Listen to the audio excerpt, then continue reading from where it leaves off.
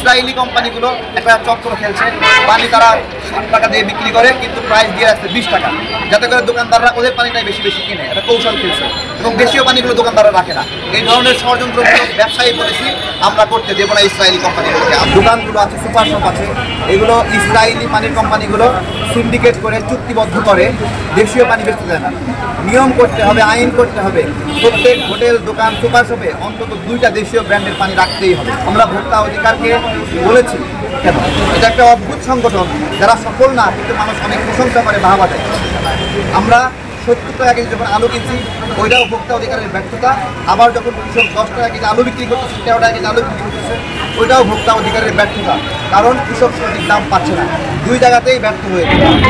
আজকে আমজনতা দলের পক্ষ থেকে আমরা ভোক্তা অধিকারে অবহিত করেছি যে পানি 7 টাকা 8 টাকা পাইকারি মূল্য, এইটা 20 টাকায় বিক্রি হয়, অর্থাৎ 12 টাকা 13 টাকা প্রফিট করে। তো পানি হলো অন্য যে কোনো খাদ্যদ্রব্যের চেয়ে অত্যাবশ্যক একটা উপাদান এবং এটা ধনী বা গরিব ভাগ করার সুযোগ নাই, এটা সবার প্রয়োজন। সেই পানিতে এই উচ্চ মুনাফা আমরা কোনোভাবেই মানতে পারি না।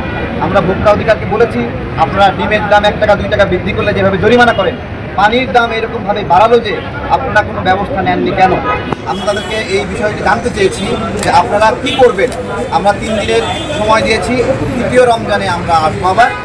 এই 3 দিনের মধ্যে তারা কী আপডেট নিল এটা আমরা জানতে চাই। আমরা ভোক্তা অধিকারকে বলেছি যে আমাদের যে হোটেলগুলো আছে, দোকানগুলো আছে, সুপার শপ আছে, এগুলো ইসরায়েলি পানির কোম্পানিগুলো সিন্ডিকেট করে চুক্তিবদ্ধ করে দেশীয় পানি বেচতে দেয় না। নিয়ম করতে হবে, আইন করতে হবে। প্রত্যেক হোটেল, দোকান, সুপার শপে অন্তত 2টা দেশীয় ব্র্যান্ডের পানি রাখতেই হবে, তারা রাখতে বাধ্য। এবং আমরা এও দেখেছি 20 টাকা যখন আধা লিটার পানি করলো, 15 টাকার যে পানিগুলো ছিল সেগুলো দোকানদাররা রাখে না। তো এই ধরনের কার্যক্রম যারা করবে তাদের বিরুদ্ধে শাস্তিযোগ্য ব্যবস্থা নিতে হবে। আমরা ভোক্তা অধিকারকে বলেছি যে আপনারা সবসময় দেখি সফল, আপনারা সফল, আপনাদের অনেক সফলতা সবাই বাহবা দিচ্ছে। তাহলে আপনারা এত সফল যদি হন, তাহলে দ্রব্যমূল্য নিয়ন্ত্রণ করতে পারেন না কেন? এটা একটা অদ্ভুত সংগঠন যারা সফল না, কিন্তু মানুষ অনেক প্রশংসা করে, বাহবা দেয়।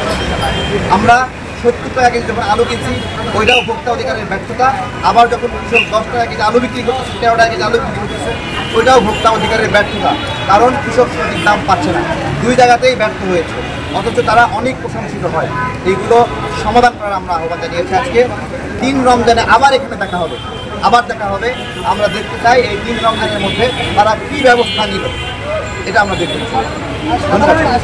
পেঁয়াজ আসতো, তখন শেখ হাসিনা আমাদেরকে গল্প শোনাইছিল, মন্ত্রী এমপিরা, ইন্ডিয়া থেকে পেঁয়াজ না আসলে 450 টাকা কেজি খাইতে হবে। অথচ এখন ইন্ডিয়া থেকে পেঁয়াজ আসে না, পেঁয়াজ আমরা খাই 35 টাকা কেজি। তার মানে সমস্যাটা ইন্ডিয়ায় সৃষ্টি করতেছে, ওরাই বন্ধ করে, কৃত্রিম সংকট করে ওরাই আবার সাপ্লাই দেয়। যখন আমরা কৃষকরা, আমাদের কৃষকরা ব্যাপকভাবে উৎপাদন শুরু করলো, তখন আমরা স্বয়ং সম্পূর্ণ হই না।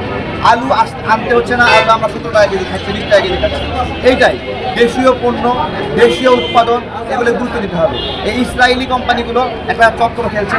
পানি তারা 7 টাকা দিয়ে বিক্রি করে, কিন্তু প্রাইস দিয়ে রাখছে 20 টাকা, যাতে করে দোকানদাররা ওদের পানিটাই বেশি বেশি কিনে। এটা কৌশল খেলছে এবং দেশীয় পানিগুলো দোকানদাররা রাখে না।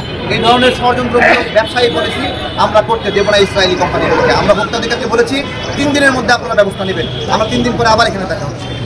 তাদেরকে বয়কট করলে আমরা আরো লাভবান হতে পারি। বয়কট না, এটা তো রাষ্ট্র, আমাদের সরকার ক্ষমতায়। কিসের বয়কট? বয়কট তো করছি যখন হাসিনা ছিল, এখন বাস্তবায়ন করতে হবে, বাস্তবায়নের সময়।